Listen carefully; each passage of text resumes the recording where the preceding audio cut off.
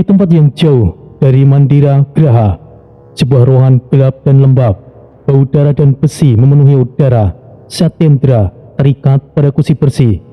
Tubuhnya penuh luka sayatan, nafasnya berat, matanya tetap menyala dengan kebencian. Sebuah cambuk berduri menghantam lantai di samping kakinya. Percikan api keluar dari gesekan duri dengan batu. Seorang pria berjubah hitam berdiri di depannya. Wajahnya tertutup topeng, suaranya berat dan dingin. "Katakan saja, Satyendra, di mana tuanmu menyembunyikan kekuatan Sura Agni?" Satyendra menyeringai meskipun darah menetes dari bibirnya. Kau pikir aku akan mengkhianati tuanku? Lebih baik aku mati 1000 kali, sekalipun aku tahu. Apa kau pikir aku akan mengatakannya? Dan kau pikir pelayan sepertiku mengetahui hal penting seperti itu? Kalian semuanya sungguh tolol. Tinju keras menghantam dadanya. Kursi besi itu bergetar hebat. Darah segar muncrat dari mulutnya, tapi matanya tetap menantang. Pria bertopeng menoleh ke arah dua bayangan lain yang berdiri di sudut ruangan.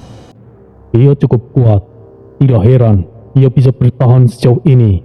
Tingkat master. Tapi tetap saja, kalau kami mau, ia bisa mati. Bayangan lain menjawab dengan suara yang serak. "Jangan bunuh dia dulu.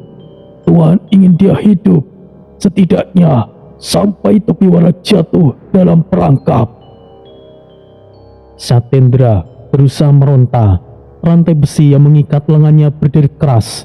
Namun rantai itu bukanlah rantai biasa, terbuat dari logam kuno yang bahkan sulit diputus dengan pedang biasa. Satyendra menundukkan kepala, nafasnya terengah, dan dalam hatinya ia berdoa. "Tuan muda, aku harap Anda selamat. Jangan membahayakan keselamatan Anda hanya demi saya. Semoga Anda bisa mengambil keputusan yang tepat."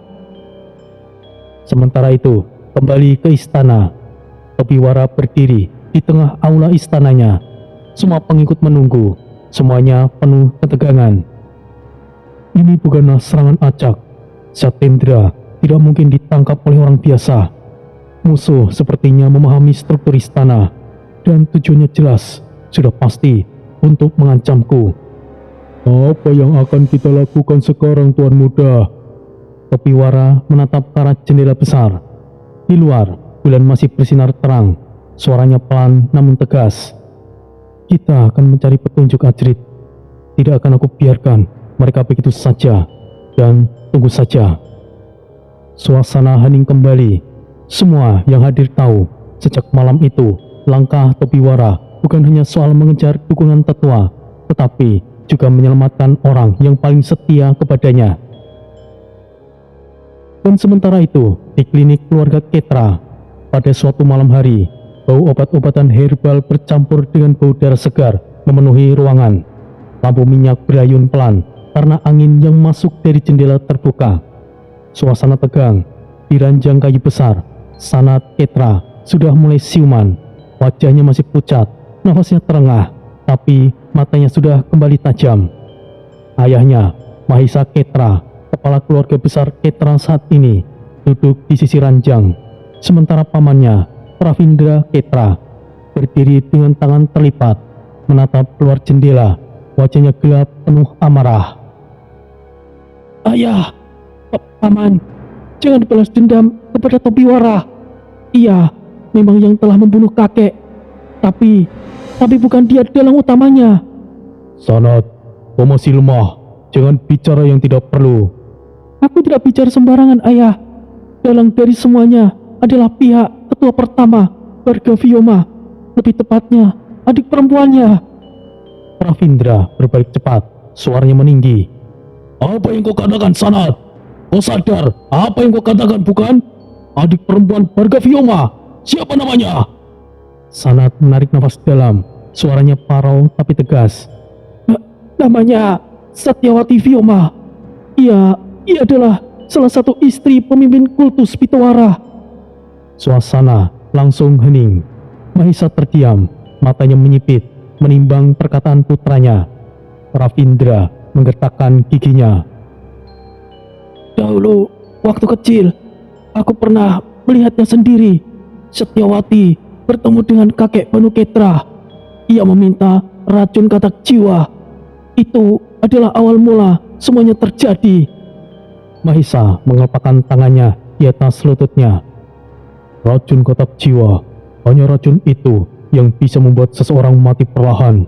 Aku tidak menyangka ayah akan memberikan kepada wanita itu. Aku rasa kakekmu telah dijebak. Iya, semuanya itu karena cemburu ayah. Setyawati cemburu dengan ibu Topiwara. Begitu juga dengan istri-istri lainnya. Maka mereka merencanakan pembunuhan itu. Ravindra menghantam dinding kayu klinik dengan tinjunya sampai papan itu pecah. Keparat! Jadi, keluarga Ketra dipermainkan karena nafsu iri seorang perempuan. Kepala keluarga Banuketra tewas karena pembalasan dendam. Jika kita balas dendam balik, hal ini akan menjadi rantai pembalasan yang tidak berujung. Mahesa berdiri, sorot matanya berubah tajam. Jika itu benar, tidak ada lagi alasan untuk menahan diri. Keluarga Ketra harus menuntut balas.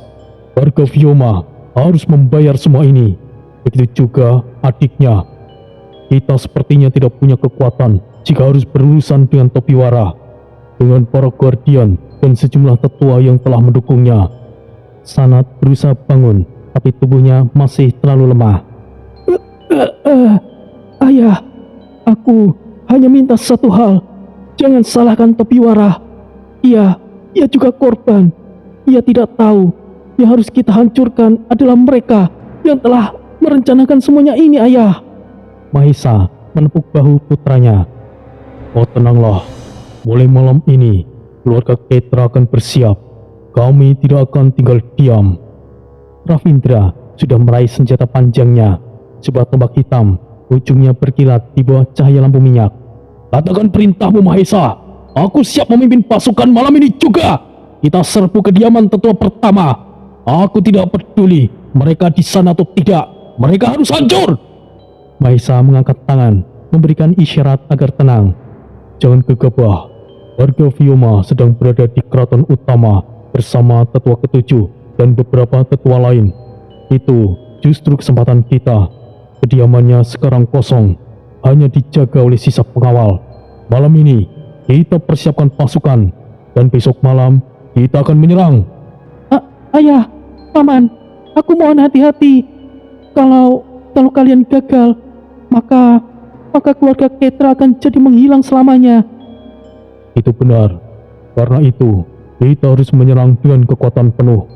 Kita libatkan seluruh anggota klan. Tidak ada yang tinggal diam. Kita harus habis-habisan jika ingin menang. Beberapa jam kemudian, Balai Agung keluarga Ketra dipenuhi suara ribut.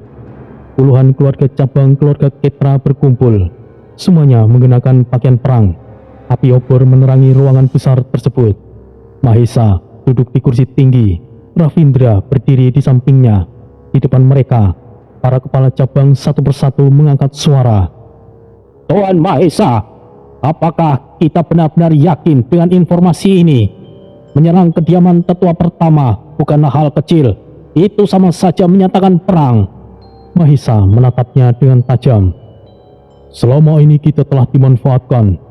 Racun katak jiwa adalah milik anggota keluarga kita, tapi telah disalahgunakan oleh pihak luar, dan mereka adalah adik dari tetua pertama.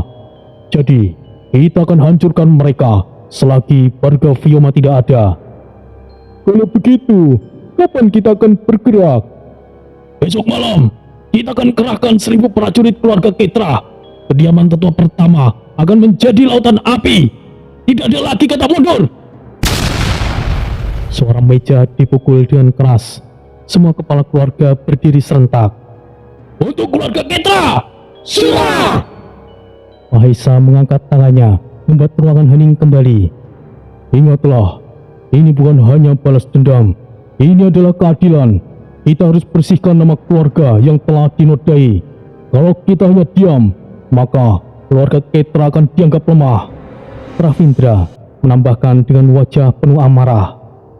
Dan jika ada yang menghalangi, baik itu dari keluarga Fioma maupun lainnya, maka mereka akan tahu racun keluarga kita akan membunuh mereka semuanya. Sorakan keras memenuhi ruangan. Para prajurit segera diperintahkan untuk bersiap. Senjata mulai diasah, kuda perang dipersiapkan, panji keluarga Ketra dinaikkan. Malam itu, Raksadipa mulai bergetar dengan kabar yang menyebar diam-diam. Keluarga Ketra akan menyerang kediaman tetua pertama, dan perang internal terbesar di Raksadipa akan segera pecah. Malam itu, langit Raksadipa dipenuhi awan hitam. Obor-obor keluarga Ketra berbaris panjang di jalan menuju kediaman tetua pertama. Suara langkah pasukan bergetar berat, bersamaan dengan detang senjata yang sudah diasah. Mahesa Ketra berjalan di depan, dengan Ravindra Ketra di sampingnya membawa tombak hitam. Malam ini, keluarga Ketra akan membalas perbuatan tetua pertama yang terlibat. Warga Fioma tidak ada di kediamannya, dan itu akan menjadi kesempatan kita. Jangan beri ampun. Semua pasukan sudah siap. Begitu apa-apa kau berikan, rumah keperat itu akan menjadi lautan api. Pasukan Ketra langsung membentuk formasi. Beberapa membawa kantong racun katak, ular, dan bubuk beracun lain, spesialisasi keluarga Ketra sejak lama. Sementara itu, di kediaman tetua pertama, gerbang besar kediaman tetua pertama berdiri dengan kokoh. Puluhan penjaga sudah bersiap, namun tidak menyangka pasukan besar Ketra akan menyerang malam itu. Gerbang kayu jati dihantam balok besi hingga retak. Suara panik mulai terdengar dari dalam. Serangan! Pasukan Ketra telah menyerang! Maju! Gerbang langsung jebol. Pasukan Ketra masuk sambil melemparkan kantong-kantong racun. Gas berwarna hijau menyebar, membuat beberapa penjaga batuk dan jatuh ke tanah. Bunuh mereka semuanya! Pertempuran langsung pecah. Pedang beradu dengan tombak, panah beracun melesat, teriakan memenuhi udara. Dari dalam aula utama, seorang pria tua berjanggut putih keluar. Tubuhnya kurus tapi matanya tajam. Dialah Agasta Fioma, senior keluarga Fioma, seorang pendekar tingkat Grandmaster. Berani sekali kalian menyerang kediaman keluarga Fioma. Kalian pikir keluarga Ketra bisa leluasa di sini? Diam kau, Agasta. Keluarga Ketra datang untuk menuntut balas. Kalian memanfaatkan kami. Cepat atau lambat, keluarga kami pasti akan mendapatkan masalah dari keluarga Wara. Padahal dalangnya ada di rumah ini. Kami harus membunuh kalian semuanya. Kalau begitu, kalian semua akan mati malam ini. Agasta mengayunkan tongkat kayunya, tapi kekuatannya menghantam udara seperti badai. Belasan prajurit Ketra terpental, darah berhamburan. Kepala tua ini! Ravindra menerjang dengan tombaknya. Percikan api keluar saat senjata beradu. Di sisi lain, muncul sosok wanita berusia paruh baya dengan wajah dingin, dengan rambut disanggul dengan rapi. Dialah Setyawati Fioma, adik Barga Fioma, istri sampingan Hitowara. Ia melangkah keluar dengan pakaian hitam pekat. Mahesa, Ravindra, aku tahu kalian akan datang. Apakah kalian pikir bisa melawan keluarga Fioma dengan racun murahan kalian? Tanpa Banu Ketra, kalian bukanlah apa-apa. Mahesa menatapnya dengan penuh kebencian. Kau adalah dalangnya. Kau yang meminta racun katak jiwa dari Banu Ketra ayahku. Karena iri, kau membunuh Ibu Topiwara dengan racun itu. Dan kini, kami yang harus dituduh. Malam ini, kau harus membayarnya. Apakah kalian tahu Banu Ketra sudah mendapatkan bayarannya? Konsekuensinya, kalian sendiri yang akan menanggungnya. Tapi karena kalian sudah ada di sini, maka kalian tidak akan keluar dari sini hidup-hidup. Bunuh mereka. Siap! Serbu! Semuanya bersiap! Serang!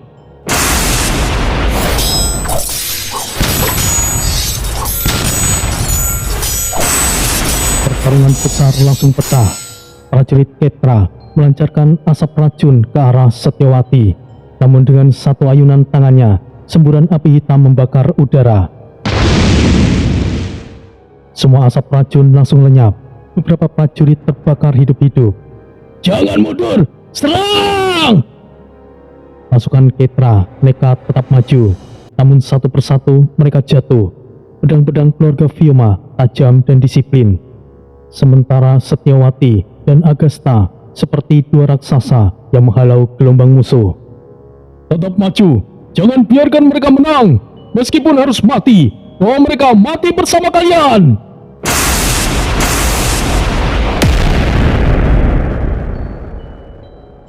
Bunyi senjata beradu, jeritan kematian dan teriakan perintah bercampur menjadi satu. Namun kenyataannya, pasukan Ketra mulai hancur. Racun mereka tidak begitu berpengaruh. Lawan terlalu kuat. Keluarga Ketra, malam ini kalian akan musnah. Dalam waktu 1 jam, ratusan prajurit Ketra telah tumbang. Beberapa berhasil melukai pasukan Vyoma, namun kerugian mereka jauh lebih sedikit. Mahesa mulai berdarah, berdiri di tengah mayat pengikutnya. Keluarga Ketra tidak akan musnah. Aku terkejut. Kalian telah mendapatkan penawar racun kami. Tapi ketahuilah, kalian tidak akan lolos dari semuanya ini. Oh, bahkan pemimpin kultus sekalipun tidak bisa berbuat apa-apa kepada kami. Oh, sungguh menyedihkan, Mahesa Ketra. Sekarang matilah. Setyawati menghantam Mahesa dengan kekuatan penuh. Tubuh Mahesa terpental menghantam dinding. Darah menyembur dari mulutnya. Ravindra mencoba menolong, tapi senjatanya terpental dari tangannya setelah benturan keras dengan tongkat Agastya. Pasukan Ketra yang tersisa mundur dengan panik. Sebagian menyeret yang terluka. Pertempuran itu berakhir dengan pembantaian. Tidak ada satupun yang bisa lolos. Beberapa hari kemudian, berita pembantaian keluarga Ketra telah menyebar. Topiwara mendapatkan kunjungan seorang pemuda dari klan luar bernama Antara. Ia berlutut di hadapan Topiwara di asrama akademi. Tuan Topiwara, aku membawa pesan dari keluarga Vyoma. Ia berkata, pelayan setia Anda, Satyendra, ada padanya. Jika Anda ingin membebaskannya, datanglah ke kediaman tetua pertama. Putra langsung berdiri. Itu jelas-jelas jebakan. Jangan ke sana, Tuan Topiwara. Manis Nirya ikut bersuara dengan nada yang tegas. Itu benar, sudah pasti itu jebakan. Aku tahu kau kuat, tapi jangan gegabah, Tuan Topiwara. Ajrit mengangguk setuju. Tuan Topiwara, kau tahu sendiri, keluarga Vyoma itu licik. Kalau kau datang, kau mungkin berada dalam bahaya. Topiwara terdiam, lalu membuka gulungan yang dititipkan oleh pelayan Sanat Ketra sebelum penyerangan keluarga Ketra, dan isinya tulisan tangan Sanat sendiri. Dalang utama kematian ibuku adalah Setyawati Vyoma, istri lain ayahku, adik dari Bharga Vyoma. Semua orang terdiam. Topiwara mengepalkan tinjunya, matanya langsung memerah. Meskipun aku tahu ini adalah jebakan, aku akan tetap datang. Mereka tidak akan mudah untuk menghabisiku. Rudra menahan bahu Topiwara. Kalau begitu, hati-hatilah Tuan Topiwara. Tapi lebih baik pikirkan kembali, kau bisa mati.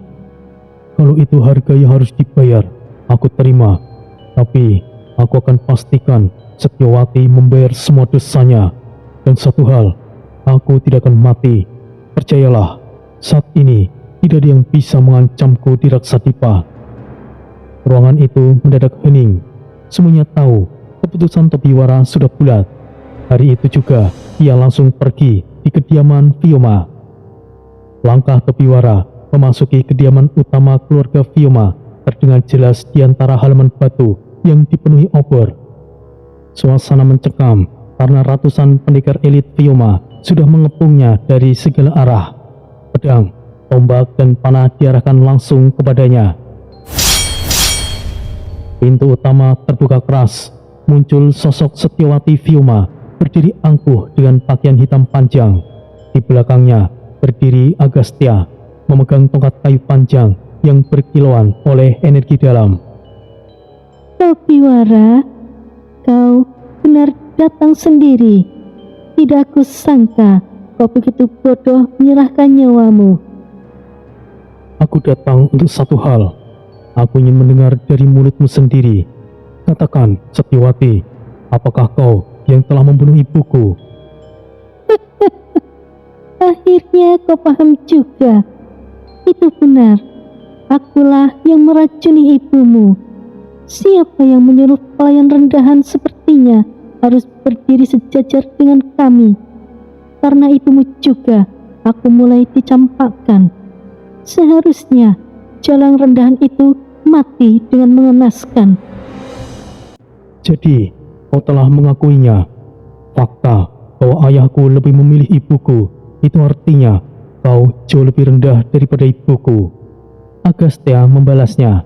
Orang ajar, beraninya kau bicara begitu kepada Nyonya Setyawati. Sepertinya pecundang sepertimu sudah siap untuk mati. Jangan buru-buru, Agasta. Aku punya permainan. Topiwara, bunuh dirimu sendiri di hadapan semua orang ini, dan pelayan setiamu, Satyendra, akan aku bebaskan. Para pendekar Fioma langsung bersorak. Suara intimidasi langsung terdengar dengan keras. Bunuh dirimu sendiri, Topiwara! Hanya itu jalanmu! Serahkan nyawamu, atau pelayanmu akan mati tersiksa. Namun Topiwara tetap tenang. Ia mengeluarkan sebuah kotak kayu kecil dari balik jubahnya. Kotak itu diletakkan di tanah, lalu didorong pelan ke arah Setyawati. Apakah kalian pikir nyawaku tidak lebih berharga dari seorang pelayan? Sungguh penghinaan. Tapi jika itu Satyendra, aku tidak keberatan. Tapi sebelum itu, tolong bukalah hadiah pemberianku ini. Setyawati mengangkat alis, lalu memberikan isyarat. Seorang pengikutnya membuka kotak itu. Tutup itu terbuka. Di dalamnya terdapat sebuah mata berwarna biru, masih segar dan berlumuran darah. Bola mata, apa-apaan ini? Tiraksadhipa, siapa lagi yang memiliki mata biru yang indah? Tidak mungkin. Tidak mungkin itu anakku Firan. Agastya melotot marah. Para pendekar Fioma langsung berteriak dengan panik. Benar, putramu ada di tanganku. Ia masih hidup. Kau ingin pertukaran? Kita bisa melakukan itu. Jangan percaya, itu belum tentu bola mata tuan muda. Ya, tidak mungkin jenis muda terhebat akan kalah oleh pecundang sepertinya. Asli atau tidak, setidaknya kalian bisa membuka kotak satunya lagi. Agastya kemudian membuka kotak lainnya, dan di sana ada sebuah jari telunjuk beserta cincin. Kurang ajar. Ini cincin milik Firan. Topiwara, kau... Bagaimana? Apakah pertukarannya bisa dimulai? Baiklah, pergilah ke ruang bawah tanah keluarga cabang Fioma di pinggiran Sungai Mutu. Sekarang, katakan, di mana Firan? Tentu saja, ia masih berada di Gunung Es Raksadhipa. Agastya langsung bicara dengan cepat. Nyonya, biarkan aku pergi ke Gunung Es Raksadhipa bersama beberapa pasukan. Kita pastikan Tuan Muda Firan selamat. Pergilah sekarang, Agastya. Bawa Firan kembali padaku. Baik, Nyonya. Agastya langsung melompat ke udara bersama belasan pendekar elit, meninggalkan tempat itu menuju Gunung Es Raksadhipa. Setyawati menatap Topiwara dengan tatapan yakin akan menang. Kau pikir kau pintar, Topiwara? Kau sendirian di sini. Kau tidak punya sekutu. Begitu Agastya kembali bersama Firan, kau yang akan mati di tempat ini. Lalu tiba-tiba suara langkah keras terdengar dari sisi halaman. Gerbang samping hancur. Muncul sekelompok pendekar klan luar yang dipimpin oleh Ayeng, pemuda bertubuh tinggi dengan rambut dikucir. Di belakangnya, 2 orang menyeret tubuh Viran Vioma yang lemah dan penuh luka. Tuan Topiwara, kami telah membawanya. Hehehe. Bagus, kau bekerja dengan baik. Viran terkulai lemah, wajahnya pucat, darah menetes dari matanya yang sudah kosong sebelah. Viran, bajingan kalian semuanya, lepaskan anakku. Selamatkan Tuan Muda, bunuh mereka! Namun, Topiwara mengangkat tangannya, memberikan isyarat agar semuanya diam. Setiawati, dengarkan baik-baik. Kau sudah membunuh ibuku. Kini, kau telah menculik pelayanku. Kau juga yang menghancurkan meridianku saat aku masih kecil. Sekarang giliranku merenggut apa yang paling kau sayangi. Jangan, jika kau berani menyentuh Viran sekali lagi, semuanya yang berkaitan denganmu akan mati. Mati? Apakah kau pikir aku peduli dengan ancamanmu? Kau harus merasakan apa yang telah aku rasakan. Topiwara mengambil pedang pendek dari pinggangnya. Ia berjalan perlahan ke arah Viran. Topiwara! Kau! Dengan satu tebasan, lengan Viran langsung putus. Ia menjerit kesakitan. Topiwara, kurang ajar kau! Bagaimana? Pemandangan yang indah bukan? Sekarang bagaimana jika aku memotong kakinya? Hentikan! Aku mohon, hentikan! Setiawati menunduk, memohon untuk melepaskan Viran. Nyonya, apa yang Anda lakukan? Jangan lakukan itu, Nyonya. Benar, kita tidak boleh merendahkan diri. Diam semuanya! Topiwara, aku mohon lepaskan anakku. Baiklah, karena kau terlihat putus asa dan menyedihkan. Sepertinya aku akan melepaskannya kali ini. Dalam hatinya, Setiawati mengutuk. Bajingan, lihat saja kau Topiwara. Setelah kakak pulang, aku pastikan kau akan mati dengan mengenaskan. Benar juga. Bahkan dengan tangan dan mata Viran masih belum cukup untuk membalaskan penyiksaan yang kalian lakukan kepada Satendra. Jadi, aku akan menambahkan. Sakit sekali. Hentikan, aku mohon. Bajingan kau Topiwara. Topiwara menatap lurus, lalu mengangkat pedangnya tinggi-tinggi. Setiawati, apakah kau pikir aku akan mengampunimu? Apa yang aku lakukan saat ini hanya membalas apa yang telah kalian lakukan kepada pelayanku. Bahkan, aku belum membalaskan ibuku. Bagaimana menurutmu? Hentikan, aku mohon hentikan. Ini sudah cukup. Viran ia tendang dan kini berada di depan Setiawati. Anakku, bertahanlah. Bajingan itu. Pedang Topiwara terbang dan menebas kepala Viran. Darah muncrat di muka Setiawati. Kepala Viran menggelinding di tanah. Darah menyembur dengan liar.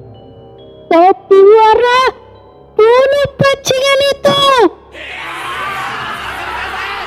Ratusan pendekar Vioma langsung menyerang bersamaan.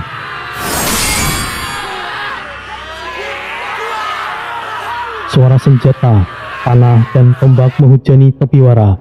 Namun seketika, aura hitam pekat membara di punggung Topiwara, membentuk seperti siluet iblis dengan api merah gelap. Iblis Sura Agni. Pendekar Vioma langsung mundur ketakutan. Tubuh mereka gemetar. Apa itu? Aura iblis? Tidak mungkin. Manusia punya kekuatan seperti itu. Topiwara melangkah maju. Setiap langkahnya membuat tanah langsung retak. Setiawati, bagaimana rasanya melihat orang yang kau sayangi mati tepat di hadapanmu? Menyenangkan bukan? Suasana langsung hening. Hanya teriakan histeris Setiawati yang masih terdengar. Tubuh Viran sudah tidak bernyawa. Kepala anak itu berguling di tanah. Darahnya masih mengalir membasahi bebatuan halaman. Setiawati berteriak histeris. Tangannya bergetar, matanya merah penuh kebencian. Topiwara, aku akan mencabik tubuhmu. Ratusan pendekar Vyoma langsung meledak dalam amarah. Mereka serentak menghunuskan senjata, tidak peduli dengan api Sura Agni yang memancar di tubuh Topiwara.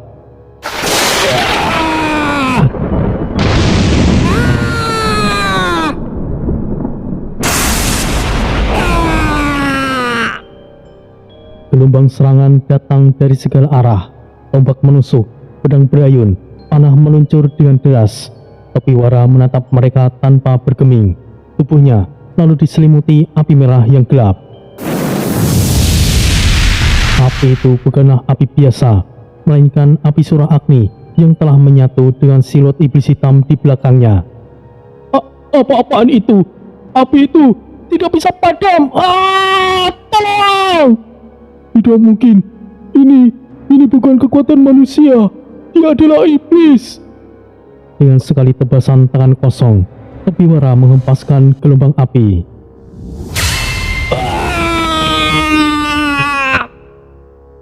50 pendekar langsung terbakar, menjerit sambil berguling di tanah. Tubuh mereka hancur menjadi abu. Satu demi satu, kalian akan menyusul Viran. Seorang kapten pasukan Vyoma melompat sambil berteriak, "Jangan mundur! Serbu dia bersama-sama!" Puluhan pedang menghujani Topiwara, namun api hitam Sura Agni membakar semua senjata yang menyentuhnya. Logam meleleh, tangan para pendekar itu ikut terbakar. Tanganku! Topiwara bergerak cepat, setiap ayunan tangannya seperti badai api.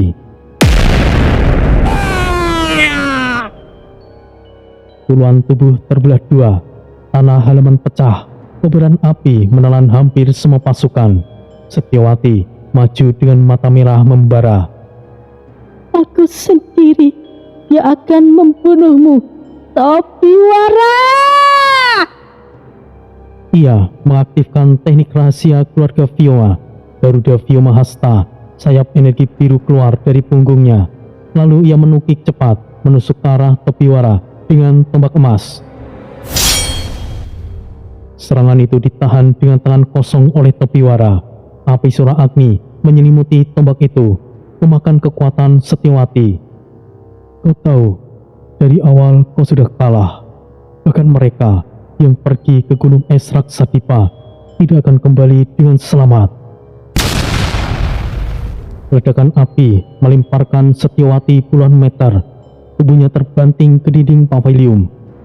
Sisa pendekar Vyoma yang masih hidup mencoba bertahan, tetapi api Sura Agni menyapu mereka dengan habis. Jeritan memenuhi halaman, darah bercampur dengan abu yang berterbangan di udara. Tolong! Panas! Tidak! Aku tidak mau mati! Tolong! Hanya Setiawati yang masih hidup, tergeletak dengan tubuh penuh luka. Matanya merah, air mata bercampur darah, menatap Topiwara dengan penuh dendam. Aku tidak akan pernah memaafkanmu, Topiwara. Kau pikir siapa kau? Kau berhak membunuh orang lain, jadi kau harus siap untuk kehilangan juga. Putus asalah lebih lama. Sementara itu, di Gunung Es Raksadipa, di puncak gunung es yang menjulang, Agasta Vyoma bersama belasan pendekar elit mendarat dengan langkah yang mantap. Cari Tuan Muda Viran, kita harus menemukannya. Jangan biarkan siapapun mendahului kita. Para pasukan elit langsung menyebar, namun hanya beberapa detik setelahnya, satu demi satu, tubuh para pendekar elit menghilang begitu saja. Hanya tersisa darah yang membeku di atas salju. Tuan Agasta, mereka hilang begitu saja. Ada yang tidak beres di sini. Hati-hati semuanya. Tiba-tiba, dari balik kabut es, muncul sosok berjubah abu-abu, rambut panjang putih, mata tajam seperti elang. Di punggungnya tersampir pedang besar. Dialah Guardian Kiwa, penjaga Raksadipa. Gunung ini bukan tempat sembarangan orang bisa datang. Klan Fioma berani melangkah ke Raksadipa. Kalian tidak akan keluar hidup-hidup. Guardian Kiwa, dengar, aku hanya ingin menyelamatkan Tuan Muda Firan. Kalau kau menghalangi, aku akan menyingkirkanmu. Kau kira siapa berani mengancamku orang tua? Terimalah takdirmu. Pedang Guardian Kiwa terangkat ke udara, lalu melayang sendiri. Puluhan pedang bayangan terbentuk mengelilingi Agasta. Ratusan bilah pedang terbang serentak menyerbu Agasta dari segala arah. Kurang ajar, jangan meremehkan aku. Agasta memutar tombak peraknya dengan cepat, membentuk pusaran es untuk menangkis serangan tersebut. Benturan keras mengguncang gunung, es berjatuhan dari tebing, kabut membubung. Namun, pedang-pedang terbang Guardian Kiwa terlalu cepat. Satu bilah menembus bahu Agasta, yang lain menembus pahanya. Darah muncrat dari atas salju putih. Belum, ini tidak cukup untuk mengalahkanku. Guardian Kiwa menatapnya dengan dingin. Satu tebasan lagi, kau akan menyusul anak buahmu. Pedang utama Guardian Kiwa melesat lurus, menembus dada Agasta. Kekuatan ini mustahil. Tubuh Agasta terhempas ke salju. Darahnya membentuk genangan merah, matanya membelalak kosong, nafas terakhirnya terhenti. Guardian Kiwa menarik pedangnya, menatap jenazah itu dengan dingin. Siapapun yang menodai Raksadipa akan berakhir sama. Ya, seharusnya mereka tidak berurusan dengan pemimpin muda. Kabut kembali menyelimuti gunung es. Tidak ada lagi suara selain angin dingin yang menderu. Kembali ke halaman kediaman utama Fioma setelah pertarungan. Setyawati masih tertunduk, wajahnya pucat, tubuhnya bergetar. Seluruh halaman dipenuhi mayat prajurit Fioma yang gosong terbakar. Api Sura Agni masih menjilat di tanah, meninggalkan bau daging terbakar yang sangat menyengat. Satendra, pelayanmu itu pasti sudah mati. Aku pastikan ia tidak akan pernah kembali padamu, Tobiwara. Tobiwara menatapnya datar. Api hitam masih menyala di sekeliling tubuhnya. Namun, sebelum ia menjawab, terdengar langkah kaki dari arah gerbang. Dari balik asap, muncul sosok Bang Sanu, diikuti beberapa pengikut lainnya. Wajah mereka penuh darah musuh, namun tatapan mereka tegas. Tuan, jangan khawatir, Satyendra baik-baik saja. Ia kini sudah berada dalam perawatan di kediaman Mandraga Kemya. Dan mengenai keluarga Fioma yang dikirim ke Gunung Es Raksadipa, semuanya telah diurus oleh Guardian Kiwa. Tidak ada yang tersisa, Tuan Muda. Mendengar hal itu, wajah Setyawati berubah. Matanya melebar, tubuhnya bergetar dengan hebat. Bohong, ini semuanya tidak mungkin. Ia bangkit, memegang tombak emasnya yang sudah retak, lalu menyerang Tobiwara dengan teriakan penuh amarah. Tombaknya menghantam dinding api Sura Agni, namun api itu melahap senjatanya hingga meleleh. Tobiwara tidak bergerak, hanya melangkah maju. Tangan kanannya menghunuskan pedang hitam dari api. Waktumu sudah habis, Setyawati. Dalam sekejap, Tobiwara mengayunkan pedangnya. Kepala Setyawati terpenggal, tubuhnya jatuh tertunduk, dan darahnya menyembur dengan deras. Api Sura Agni melahap tubuh itu hingga tidak tersisa. Di gerbang kediaman utama Fioma, beberapa jam kemudian, puluhan kepala keluarga Fioma dipancang di depan gerbang besar. Bau darah menyengat menyebar ke seluruh wilayah. Rakyat Raksadipa berkerumun dari kejauhan, berbisik-bisik ketakutan. Astaga, ini keluarga Fioma. Mereka semuanya musnah. Siapa yang melakukannya? Tidak mungkin pasukan biasa bisa menghabisi mereka secepat ini. Ada yang bilang ini ulah fraksi tetua ke-9. Lihat, ada jejak racun khas keluarga Ketra. Desas-desus pun menyebar dengan cepat. Semua orang percaya bahwa bentrokan hebat antara keluarga Ketra dan keluarga Viomalah yang menghancurkan keduanya. Tidak ada yang tahu bahwa pelakunya adalah Tobiwara. Lalu, di kediaman Mandraka Kemya, setelah beberapa hari berlalu, di ruang perawatan yang tenang, Satyendra masih berbaring di atas ranjang. Tubuhnya lemah, namun perlahan membaik. Beberapa tabib menunggunya siang dan malam. Rudra dan Manis bergantian berjaga. Keadaannya stabil. Kalau begini terus, ia akan segera siuman, ucap Rudra Kemya. Syukurlah, Tuan Tobiwara pasti lega mendengarnya. Namun, Mandraka Kemya, ketua kedua, tidak ada di tempat. Ia sedang menghadiri pertemuan penting di keraton. Lalu beberapa hari kemudian, pertemuan besar para tetua Raksadipa baru saja selesai. 4 sosok berwibawa melangkah keluar dari aula emas keraton. Barga Vyoma, tetua pertama, wajahnya keras namun penuh wibawa. Daskara, tetua ketujuh, tubuhnya besar, membawa gada besi. Mandraka Kemya, tetua kedua, tenang namun penuh perhitungan. Rinjani Falka, tetua ketiga, seorang wanita dingin dengan aura yang membunuh. Pahana Kandra, tetua keempat, berjubah biru, membawa gulungan kitab. Saat rombongan tiba di perbatasan Raksadipa, utusan mereka sudah menunggu dengan wajah yang panik. Tuan-tuan tetua, kediaman Vyoma dan keluarga Vyoma, mereka semuanya telah musnah. Keluarga Vyoma menatap dengan tajam. Apa yang kau katakan? Kepala keluarga anggota keluarga Vyoma dipancang di depan gerbang. Tidak ada yang tersisa. Bahkan Nyonya Setiawati dan semuanya. Suara ledakan terdengar dari Barga Vyoma yang tanpa sadar menghantam tanah dengan tinjunya. Bumi bergetar, retakan menyebar. Bajingan! Siapa yang berani melakukan ini? Daskara melangkah maju dengan wajah muram. Apakah ada jejak pelaku? Ya, kami menemukan racun khas keluarga Ketra dan teknik bela diri Vyoma juga meninggalkan bekas pada tubuh keluarga Ketra. Sepertinya kedua keluarga besar saling membantai. Mandraka Kemya menggiring pelan. Tidak masuk akal. Ini terlalu rapi untuk sekedar bentrokan. Raksadipa sepertinya mulai terjadi kekacauan.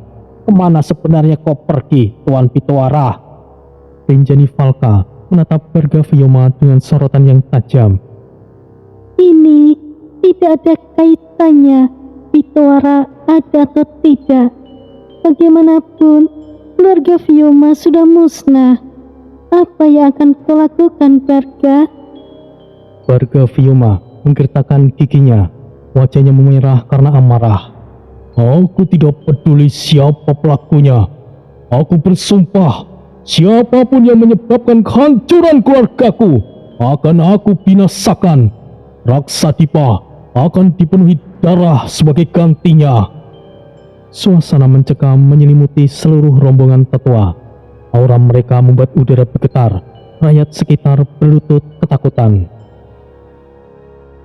Di tengah wilayah Jagat Agni berdiri Keraton Banyugeni, sebuah kompleks raksasa yang menjadi pusat keseimbangan antara seluruh kultus. Dari fraksi putih yang menjunjung hukum, fraksi hitam yang berurusan dengan bayangan, hingga sekte iblis yang penuh intrik. Segala keputusan besar yang menyangkut nasib dunia berpusat di sana. Dinding keraton menjulang tinggi, berlapis batu hitam dan emas. Dengan gapura raksasa yang dijaga pasukan bercorak merah darah.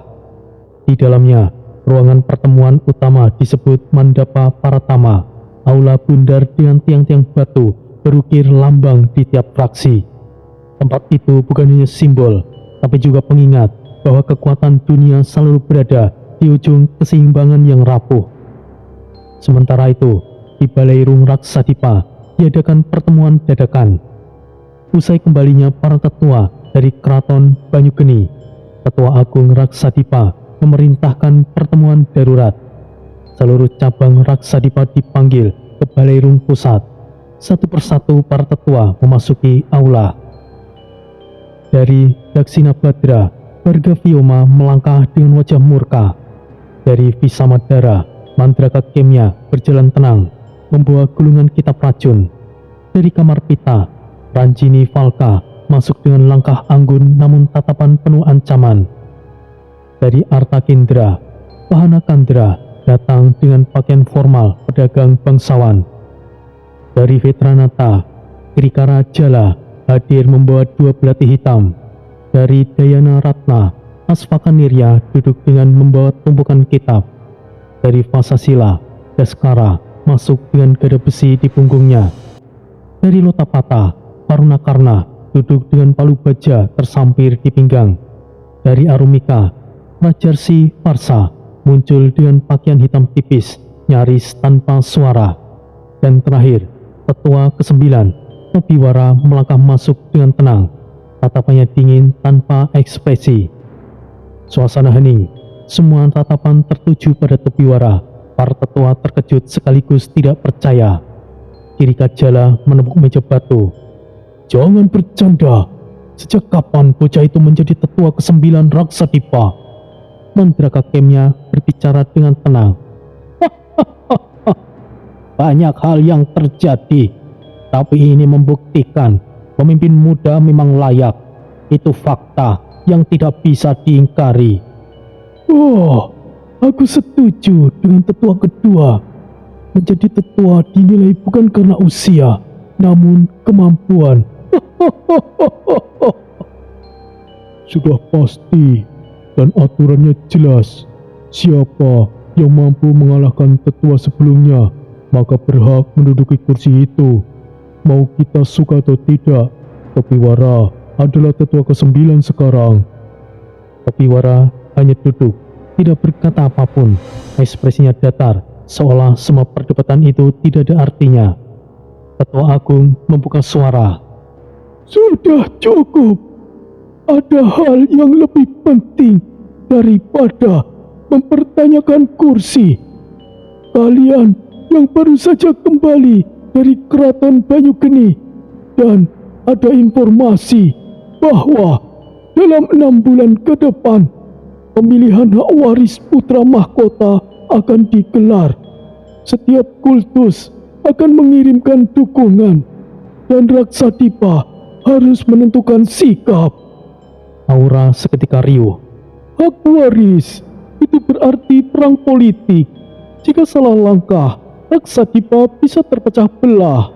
Daskara menjawab. Kemudian Ranjini Falka menambahkan, Atau justru kita bisa memanfaatkannya. Jika calon yang tepat kita dukung, kedudukan Raksadipa akan menaik. Warga Vyoma menghantam meja dengan keras. "Hentikan omong kosong ini. Raksadipa bahkan belum tenang. Anakku, murid-muridku terbunuh di akademi, dan tidak ada yang bertanggung jawab." "Jangan menuduh tanpa bukti, Barga. Semua kehilangan kerugian saat digelarnya akademi, bukan hanya kau." "Akan tetapi, jejak yang tertinggal sangat jelas. Racun khas Visamadara ditemukan pada beberapa korban. Apakah kau menyangkal itu, tetua kedua?" "Hati-hati dengan ucapanmu, Daskara. Racun bisa ditiru siapa saja. Aku memang ada hubungan dengan Banu Ketra, tapi itu hanyalah sebatas rekan, tidak lebih dari itu." Kalian semua saling menuduh seperti anak kecil. Jangan lupa, musuh utama kita bukan sesama cabang, tapi ancaman luar. Atau kalian ingin Raksadipa jadi bahan tertawaan di Keraton Banyugeni? "Diamlah, Farsa. Kau tidak kehilangan siapapun. Jangan sok mengatur." Apa yang kau katakan, tetua pertama? Meskipun anakku tidak mati, tapi harga diri dari kami telah hancur berkeping-keping. Kau tahu apa yang kami rasakan? Cukup. Kalau terus begini, kita tidak akan pernah selesai. Fokus saja pada pemilihan dan keputusan, atau tidak sama sekali. Aula mendidih oleh suara saling tuduh. Ketegangan semakin meningkat. Di tengah kekacauan, hanya Topiwara yang diam, duduk tegak tanpa bicara. Matanya menatap lurus, seolah mengamati semua sebagai penonton. Daskara menoleh ke arah Topiwara. "Hei, tetua ke-9, kau dari tadi diam saja. Apakah kau tidak punya pendapat?" Semua mata kembali menoleh ke arah Topiwara. Topiwara menoleh perlahan, suaranya rendah namun terdengar jelas. "Aku hanya mendengar kalian sibuk berdebat, tapi tidak seorang pun benar-benar tahu siapa musuh yang sebenarnya." "Apa maksudmu?" "Kalau kalian ingin saling menuduh, silahkan. Tapi jangan lupa, 6 bulan ke depan, keraton akan memutuskan siapa yang akan memegang tahta. Jika Raksadipa tidak bersatu, maka besar kemungkinan Raksadipa akan diambil alih oleh keraton." Ruangan mendadak hening. Tatapan semua mata tetua menajam ke arah Topiwara. Ada yang merasakan dipermalukan, ada yang justru setuju dengan kata-katanya. "Kata-kata itu benar. Kita harus berhenti saling menyalahkan. Jika tidak, Raksadipa akan hancur dari dalam sebelum perang dimulai." Warga Vyoma mengepalkan tinjunya. Wajahnya merah padam, tapi ia tidak menjawab. Pertemuan itu berlanjut dengan suasana yang menegangkan. Tidak ada keputusan bulat, namun satu hal yang jelas, 6 bulan ke depan, Raksadipa harus memilih arah. Dan di antara semua tetua, hanya Topiwara yang duduk diam, menyembunyikan rencana yang tidak seorang pun tahu.